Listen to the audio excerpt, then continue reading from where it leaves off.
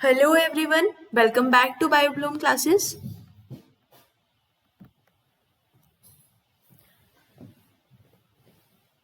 I hope आपने last lectures अपने revise किए होंगे। क्या क्या पढ़ा था हमने लास्ट लेक्चर्स में? सेल क्या होती है, ओवरव्यू देखा था सेल का, सेल की डिस्कवरीज देखी थी, प्रोकैरियोट्स और यूकैरियोट्स में डिफरेंस देखा था और प्लांट सेल और एनिमल सेल में डिफरेंस देखा था।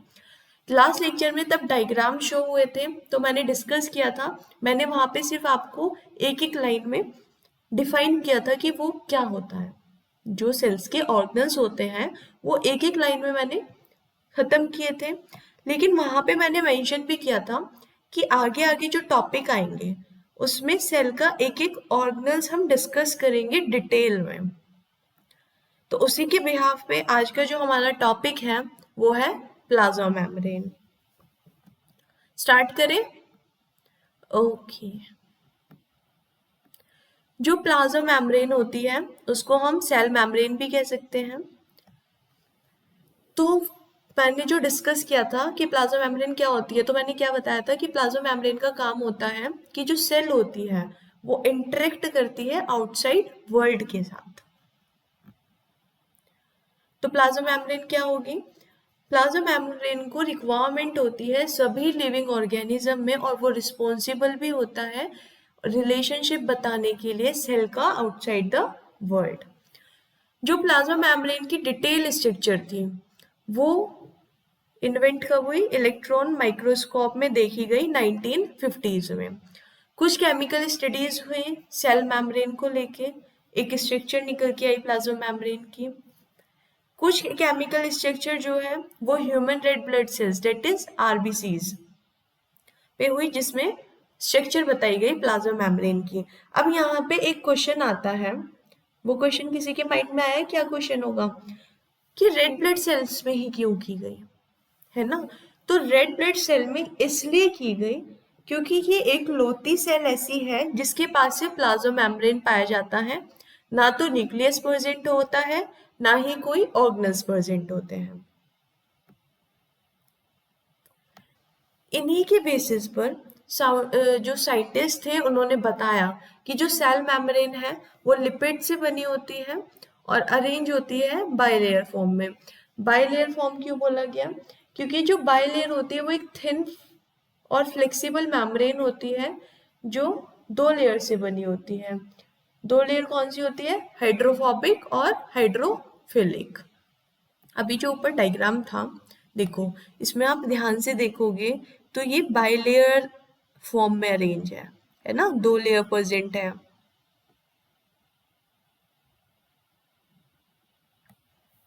अब दो लेयर हो गई, हाइड्रोफोबिक और हाइड्रोफिलिक। जो लिपिड्स मेम्ब्रेन के अक्रॉस और विद इन अरेंज होंगे टूवर्ड्स हेड और आउटर साइड में, और जो हाइड्रोफोबिक होंगे वो इनर साइड में प्रेजेंट होते हैं। जो उनकी टेल होती है वो अंदर की साइड को प्रेजेंट होती है। जो पोलर एंड इंटरेक्ट करते हैं, मतलब जो लविंग लविंग नेचर शो करते हैं वाटर की साइड, उसको हम क्या कहते हैं? हाइड्रोफिलिक। उन्होंने इंश्योर किया कि जो नॉन पोलर टेल है सेचुरेटेड हाइड्रोकार्बन और हाइड्रोफोबिक टेल की, वो प्रोटेक्ट करती है एक्वस इन्वायरमेंट से। एक्वस इन्वायरमेंट जैसे क्या बोलोगे आप यहाँ पे? कि वाटरी सब्सटेंस जो होता है, जो हाइड्रोफोबिक होता है वो पानी को रिपेल करता है, वो मतलब पानी को पसंद नहीं करता, तो वो वाटरी इन्वायरमेंट से दूर लेके जाता है।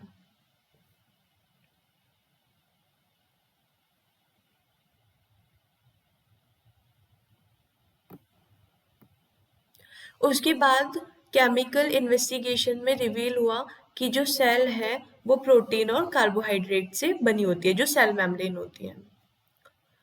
उसके बाद बताया गया कि जो प्रोटीन और लिपिड का रेशियो है वो वेरी करता है। वेरी मतलब डिफरेंट डिफरेंट होता है डिफरेंट सेल टाइप में।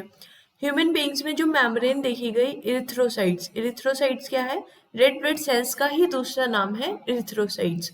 उसमें 52% तो प्रोटीन पाया गया और 40% लिपिड। तो यहाँ पे क्या क्लियर हो रहा है कि डिफरेंट सेल टाइप है और डिफरेंट रेशियो शो हो रहा है।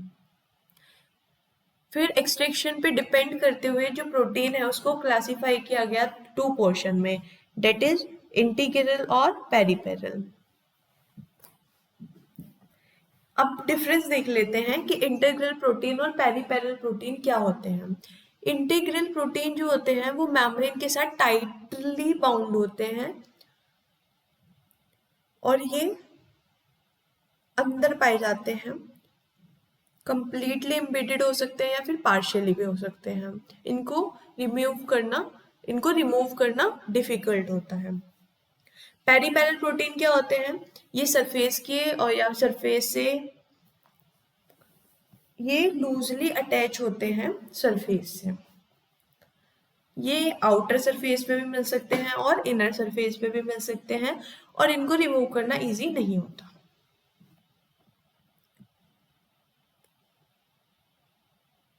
उसके बाद जो इंटीग्रल प्रोटीन है, अगर वो लिपिड बाइलेयर के साथ प्रेजेंट होते हैं तो उसे टनल प्रोटीन बोलते हैं, डेट इज ट्रांसमेम्ब्रेन प्रोटीन। ये जो टनल प्रोटीन होते हैं इनको मूव करना इजी नहीं होता। अगर हम उनको रिमूव कर रहे हैं तो हमें एक स्पेशल ट्रीटमेंट की जरूरत होती है, जैसे हम डिटर्जेंट्स ले सकते हैं। अब यहाँ पे एक क्वेश्चन आ सकता है कि जो इंटीग्रल प्रोटीन है अगर वो लिपिड बाइलेयर के साथ है तो टनल प्रोटीन क्यों कहा गया।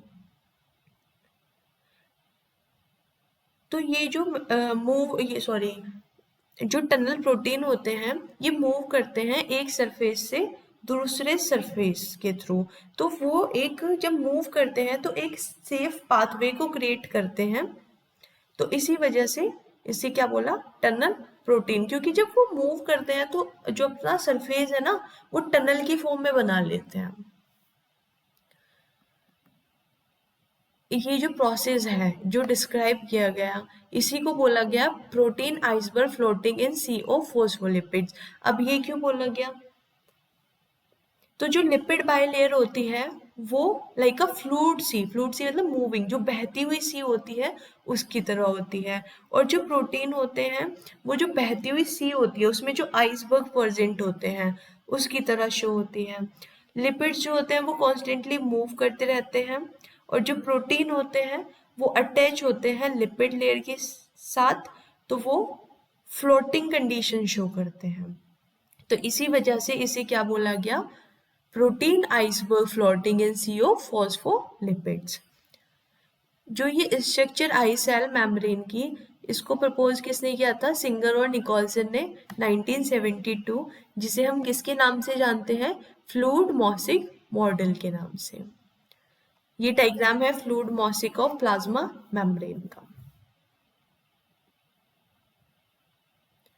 उसके बाद quasi fluid nature of lipids आए जो प्रोटीन का लेटरल मूवमेंट को शो करते हैं। उनके पास एबिलिटी होती है कि वो मेम्ब्रेन के साथ मूव करे और उसको जो मेजर किया जाता है किसके थ्रू किया जाता है, फ्लूइडिटी के बिहाफ पर। लिपिड जो है वो फ्लिप फ्लॉप मूवमेंट करते हैं शो। फ्लिप फ्लॉप मूवमेंट मतलब एक सरफेस से दूसरे सरफेस पे जाते हैं। और जो प्रोटीन होते हैं उनका size as compare to lipids बड़ा होता है, तो वो फ्लिप फ्लॉप मूवमेंट को शो नहीं करेंगे। अब प्लाज्मा मेम्ब्रेन के फंक्शंस क्या होते हैं, सबसे पहले क्या आएगा, जो फ्लूइड नेचर है मेम्ब्रेन का वो बहुत ज़्यादा इम्पोर्टेंट देखा गया। जो कैसे कैसे फंक्शंस कहाँ कहाँ पे होते हैं जिसमें वो काम आया, जैसे cell growth, formation of intercellular junction, that means ये जो है कनेक्शन बताता है between neighbouring cells. Secretion show करता है और क्या शो करता है, सेल ग्रोथ शो करेगा। एंडोसाइटोसिस का मतलब क्या होता है, ये सब्सटेंस को खुद में इन्वॉल्व करता है अपनी साइड।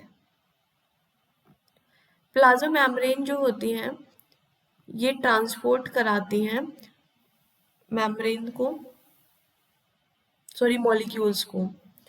जो मेम्ब्रेन होती है वो सिलेक्टिवली परमिएबल पाई जाती है, जो आइदर साइड मतलब कोई सी भी एक साइड पे प्रेजेंट हो सकती है। जो सब्सटेंस होते हैं सेल मेम्ब्रेन के एक्रॉस वो वेरियस मेथड्स के थ्रू होते हैं, जैसे पैसिव ट्रांसपोर्ट और एक्टिव ट्रांसपोर्ट। पैसिव ट्रांसपोर्ट क्या होगा, पहले न्यूट्रल सॉल्यूट्स का मतलब जानेंगे।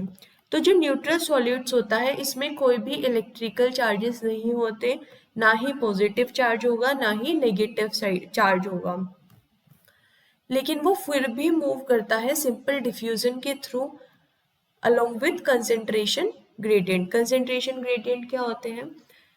जो सब्सटेंस का अमाउंट होता है, सब्सटेंसेस अमाउंट में जो डिफरेंस आएगा डिफरेंट एरिया में, उसको कौन शो कराता है? Concentration gradient. जो हायर कंसेंट्रेशन से लोअर कंसेंट्रेशन के साथ मूव करते हैं। पैसिव ट्रांसपोर्ट में कोई भी एनर्जी की रिक्वायरमेंट नहीं होती। जो पोलर मॉलिक्यूल्स होते हैं वो नॉन लिपिड बाइलेयर के साथ मूव नहीं होते, इनके लिए रिक्वायर होता है प्रोटीन कैरियर, जो प्रोटीन को कैरी कराता है मेम्ब्रेन के एक्रॉस। एक्टिव ट्रांसपोर्ट क्या है? इसमें सॉल्यूट पार्टिकल्स होते हैं, सॉल्यूट पार्टिकल्स जो आपस में मिक्स हो जाते हैं। जैसे एग्जांपल में हम क्या देखें, जैसे वाटर और सॉल्ट या फिर वाटर और शुगर। इसमें जो कंसेंट्रेशन ग्रेडियंट है वो लोअर कंसेंट्रेशन से हायर कंसेंट्रेशन की साइड मूव करते हैं। एक्टिव ट्रांसपोर्ट में एनर्जी की रिक्वायरमेंट होती है, जैसे हम सोडियम, एग्जाम्पल में सोडियम और पोटेशियम जो होते हैं पंप, वो कहाँ पाए जाते हैं? एनिमल सेल्स में पाए जाते हैं। आज का लेक्चर होता है खत्म। आई होप आपने टॉपिक अच्छे से समझा होगा, आप अपने लेक्चर्स अच्छे से रिवाइज कर रहे होंगे, प्रॉपर नोट्स बना रहे होंगे। देखो, अपन का काम क्या होता है कि हम आपको नोट्स प्रोवाइड कर सकते हैं, बेस्ट कंटेंट दे सकते हैं, लेकिन उसको रिवाइज करना मल्टीपल टाइम वो तो आपका काम है ना। तो आई होप आप अच्छे से करें। Thank you everyone.